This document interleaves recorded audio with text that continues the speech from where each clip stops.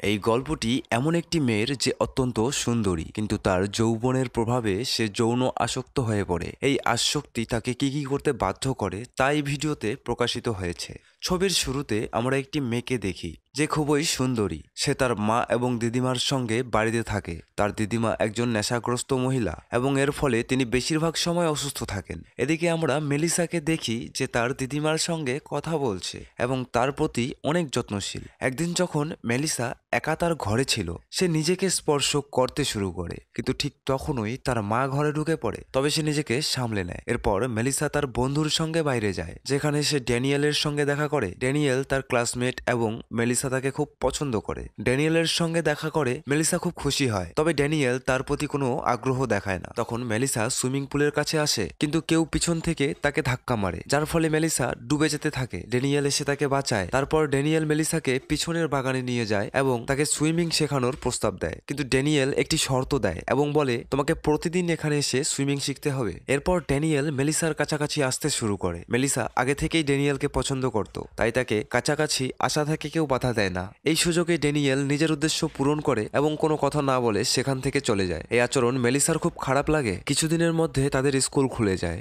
Melissa বাইরে দাঁড়িয়ে ড্যানিয়েলের অপেক্ষা করছিল, কারণ কয়েক মাস ধরে তার সঙ্গে ড্যানিয়েলের দেখা হয়নি। এমনকি ড্যানিয়েল তার সঙ্গে কোনো যোগাযোগও করেনি। মেলিসা ড্যানিয়েলের প্রতি আরও বেশি আকর্ষিত হয়ে পড়েছিল। সে সবসময় ড্যানিয়েলকে মনে করত। একদিন তার বন্ধু মেলিসাকে জানায় যে ড্যানিয়েল একটি ক্লাবে গিয়েছিল।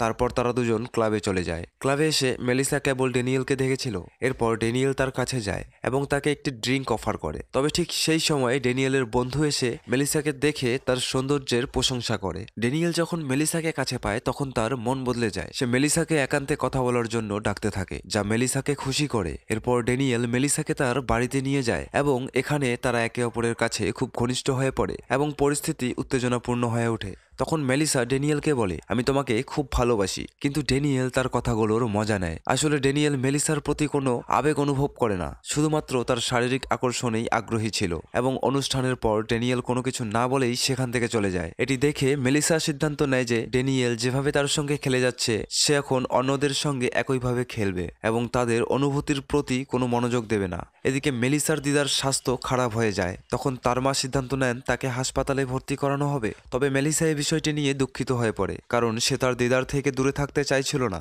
এর ফলে মেলিসা তার মায়ের সঙ্গে তর্ক করতে শুরু করে। পরের দিন মেলিসা তার বন্ধুর সঙ্গে কফি শপে যায়। সেখানে সে সামনে বসা এক পুরুষকে দেখে, যার মাধ্যমে তার ড্যানিয়েল এবং তার আচরণের কথা মনে পড়ে। মেলিসা ওই পুরুষকে ইশারা করে। যখন ওই পুরুষ মেলিসার কাছে এসে বসে, মেলিসা সেখান থেকে উঠে চলে যায় এবং যাওয়ার সময় বারবার সেই পুরুষকে দেখছিল, কারণ মেলিসা আর কোনো মানুষের অনুভূতির প্রতি মনোযোগ দিতে চাইছিল না। তারপর সে তার বাড়িতে ফিরে যায় এবং তার দিদার দিকে গিয়ে তাকে জড়িয়ে ধরে। তবে মেলিসার মুখবায়ব দেখে তার দিদা বুঝতে পারে যে মেলিসার মধ্যে পরিবর্তন আসছে। মেলিসা তার সমস্ত ঘটনা তার দিদার কাছে বলে, কিন্তু তার মা তার কথা খুব একটা গুরুত্ব দেয় না। মেলিসা সবকিছু একটি ডায়েরিতে লিখতে শুরু করে। মেলিসার দিদা এসে তাকে বোঝায়, যখন আমি যুবতী ছিলাম তখনও এক ছেলের কাছ থেকে ধোঁকা খেয়েছিলাম, কিন্তু আমি নিজেকে সামলাতে পেরেছিলাম। আসলে তার দিদা এইভাবে বলার চেষ্টা করেছিলেন যে মেলিসাকে এসব থেকে দূরে থাকতে হবে। তবে একদিন যখন মেলিসা একা রুমে ছিল, তখন তার কাছে ড্যানিয়েলের কল আসে। ড্যানিয়েল তাকে নিজের কাছে আসতে বলে। প্রথমবার মেলিসা তাকে না করলেও কিছু সময় পর মেলিসা সেখানে চলে আসে। সেখানে ড্যানিয়েল তার বন্ধুদের ডাকে এবং তারা তিনজন একসাথে গল্প করতে থাকে। মেলিসাকে বারবার এই পরিস্থিতির মধ্যে পড়তে হয় এবং তার আগ্রহ তৈরি হয়ে যায়। তারপর মেলিসা কম্পিউটারে একটি অনলাইন ডেটিং সাইট খুলে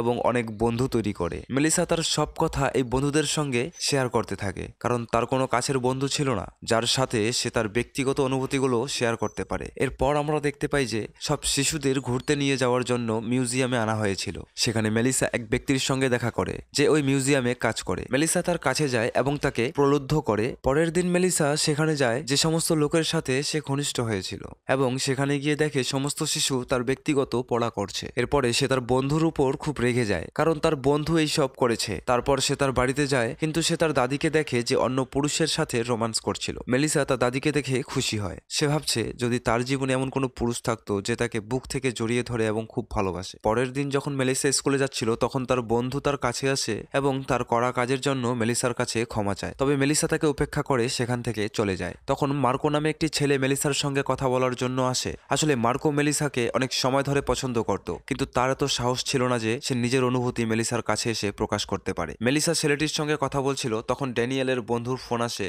এবং সে মেলিসাকে কোথাও দেখা করতে বলে। মেলিসা যখন তার সাথে দেখা করতে যায় তখন সে মেলিসাকে চোখ বেঁধে বেসমেন্টে নিয়ে যায়। ইতিমধ্যে তার বন্ধুরা মেলিসার আগমনের জন্য অপেক্ষা করছিল। ছেলেটি মেলিসাকে ভিতরে নিয়ে যাওয়ার সাথে সাথেই সবাই মিলে তার সাথে চ্যাট করে। এরপর আমরা যখন মেলিসার মাকে দেখি, সে মেলিসার ঘরে যায়। তখন তার মা মেলিসার ডায়েরি খুঁজে পায়। পুরো ডায়েরিটি পড়ার পর মেলিসার মা সবকিছু খুঁজে বের করে। মেলিসার মা তার দিদার কাছে গিয়ে তাকে এইসব কথা বলে, কিন্তু যখন সে এখানে আসে সে জানতে পারে যে মেলিসার ঠাকুমা মারা গেছেন এবং খবরটি শোনার পর সে কাঁদতে শুরু করে। তারপর বাড়ি ফিরে যায়। মেলিসা যখন বাড়িতে আসে তখন তার মৌমুকে ডায়েরি সম্পর্কে জিজ্ঞাসা করে। মেলিসা তার মাকে বলে যে সবকিছুই সত্য এবং তার মা মেলিসার কথা শোনার পরেও কাঁদে। সে মেলিসার কাছে ক্ষমা চায়। মেলিসা যখন তার মায়ের কথা শুনে তখন সে যা করেছে তার জন্য অনুশোচনা করে আর নিজেকে পরিবর্তন করার সিদ্ধান্ত নেন এবং তার মায়ের সঙ্গে সবকিছু ভাগ করে নেন। কিছু সময় পর মেলিসা স্বাভাবিক হয়ে যায়। স্কুলে যাওয়ার আগে সে তার বন্ধুর কাছে যায় এবং তার কাছে ক্ষমা চায় এবং দুজনে একসঙ্গে স্কুলে যেতে শুরু করে। দুজন যখন স্কুলে আসে তখন সে দেখতে পায় যে ড্যানিয়েল তার বন্ধুর সাথে ঝগড়া করছে,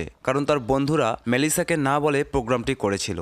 এরপর মেলিসা যখন বুঝতে পারে যে মার্কো নামের ছেলেটি ছড়িয়ে পড়েছে, তারপর মার্কো তার পিছনে আসে এবং তার সমস্ত মনের কথা মেলিসাকে বলে। সে মেলিসাকে বলে যে সে আর্ট ক্লাসে যোগ দিতে চায়। তারপর সে মেলিসাকে তার অঙ্কন দেখায়। মেলিসা অঙ্কনটি দেখে খুব খুশি হয়।